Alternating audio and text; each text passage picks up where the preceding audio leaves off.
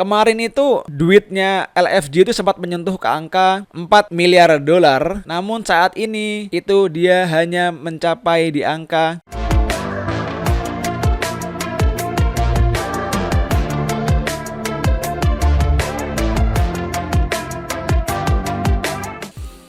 Bismillahirrohmanirrohim. Assalamualaikum warahmatullahi wabarakatuh. Kembali lagi bersama saya di channel Sultan Crypto. Bagaimana kabarnya teman-teman semua? Semoga sehat dan selalu dalam lindungan Allah Subhanahu wa Ta'ala. Dalam video kali ini saya akan membahas tentang kabar terbaru dari Terra Luna. Ya, masih seputar Terra Luna. Kenapa? Karena berita ini masih sangat hot dan juga ada beberapa kabar yang mengejutkan dari developer Terra Luna ataupun dari komunitasnya sendiri. Oke, langsung saja kita masuk ke pembahasannya ya. Berawal dari cuitan CZ Binance ya, seorang founders dari Binance sendiri. Dia bilang intinya dia kecewa terhadap Terra Luna, entah masalah ini dihandle atau tidak dihandle, dan dia berharap untuk membakar supply minting dari Terra Luna karena sudah terlalu banyak, dan juga untuk merecovery lagi harga dari UST agar bisa 1:1 kembali dengan dolar. Intinya seperti itu ya. Nah cuman saya kemarin sudah hitung-hitung ya, berapa persenkah koin Terra Luna yang harus di burn, lalu juga harus memburn berapa total koin, dan juga harus burn berapa duit. Itu saya sudah pernah bahas di video saya yang kemarin, yaitu tepatnya di video saya yang berjudul harga Terra Luna bisa tembus $1 dengan cara ini. Ya, surat terbuka untuk developer Terra Luna. Di sini saya sudah bahas berapa persen koin yang harus di burn dan berapa jumlahnya dan berapa duitnya, oke?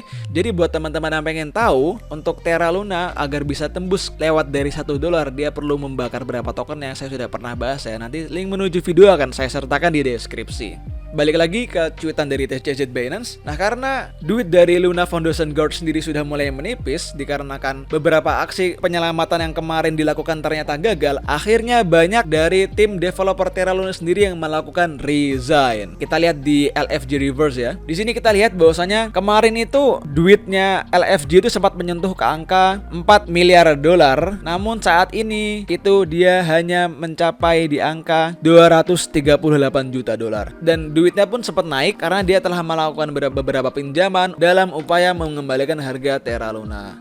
Namun, karena duit yang diperlukan untuk melakukan burn dari Terra Luna sendiri terlalu banyak, akhirnya mereka membuat sebuah keputusan yang bernama fork. Fork, buat yang belum tahu fork itu apa sih Bang? Fork adalah membuat blockchain baru. Dan fork itu jenisnya ada dua ya, ada soft fork dan juga ada hard fork. Bedanya apa? Bedanya kalau soft fork itu dia membuat jaringan blockchain baru dan meninggalkan blockchain yang lama. Jadi blockchain yang lama itu ditinggalkan, dimatikan, dan akhirnya dia beralih ke jaringan blockchain yang baru. Nah sementara kalau hard fork itu dia membuat blockchain baru tanpa meninggalkan yang lama. Jadi blockchain yang lama tetap berjalan, namun mereka membuat blockchain baru ya dalih-dalih untuk kabur dari permasalahan sebelumnya lah, seperti itu. Dia bilang pertama, Terra akan membuat blockchain baru tanpa algorithmic stablecoin. Jadi dia buat blockchain baru tanpa UST, ataupun dia buat blockchain baru dengan stablecoin tapi yang sifatnya tidak algoritmik, seperti itu ya. Lalu, apa kabar dengan jaringan Terra Luna yang lama? Maka Terra Luna yang lama akan berubah namanya menjadi token Luna Classic atau Launch, dan yang baru akan diberi nama sebagai token Luna atau Luna. Lalu yang kedua, dia akan melakukan airdrop berupa Luna baru bagi para holders dan juga stakers dari UST ataupun Luna lama, gitu ya. Dan yang ketiga, TFL Wallet Terra yang disebutkan di sini itu akan di-remove dari whitelist dan juga akan dipegang sepenuhnya oleh komunitas. Yang keempat, dia akan mengalokasikan atau mendistribusikan sebagian besar tokennya ke dalam 1. Landasan darurat untuk pengembang Terra dan dApps-nya. 2. Menyelaraskan minat pengembang dengan keberhasilan ekosistem dalam jangka panjang.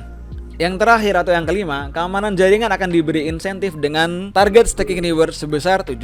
Jadi dia akan meningkatkan security-nya dan menaikkan bunga APR ya. Selanjutnya, tadi kan Luna akan melakukan distribusi token terhadap holders Luna lama dan juga holders UST. Namun perlu diketahui, kalian juga bakal beda-beda mendapatkan alokasi token Luna yang baru. Kenapa? Karena di sini Luna menggunakan istilah namanya pre-attack dan juga post-attack ya. Jadi buat teman-teman yang sudah menjadi holders Luna sebelum Luna itu hancur, maka kalian mendapatkan alokasi sebesar 35%. Sementara bagi teman-teman yang merupakan holders Luna setelah Luna itu hancur harganya, maka kalian hanya mendapatkan alokasi sebesar 10%. Nah, dikarenakan hal ini, akhirnya terjadi keributan pada komunitas Luna tersendiri. Karena komunitas Luna tidak menginginkan fork, mereka menginginkan burn. Karena kalau menginginkan fork ya sama aja toh, ya duitnya yang di Terra Luna lama ya udah hilang gitu kan. Sementara kalau di burn ya duit yang di Terra Luna lama ya bisa balik lagi. Cuman kalau misalkan di burn ya perlu berapa duit buat ngelakuin burn kan, seperti itu.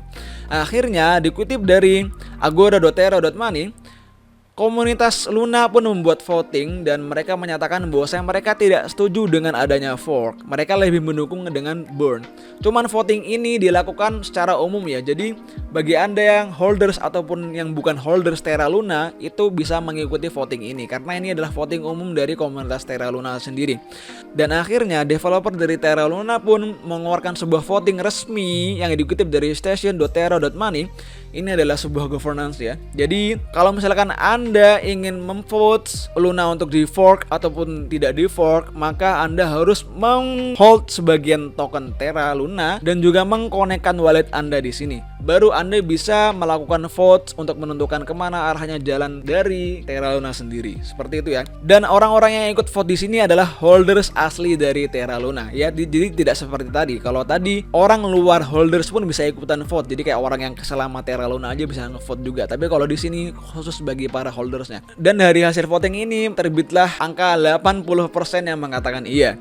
Dan voting ini akan selesai dalam 5 hari. Namun perlu kita ingat juga bahwasanya semakin besar orang memiliki Terra Luna di walletnya, maka semakin berpengaruh juga suara dia terhadap voting ini.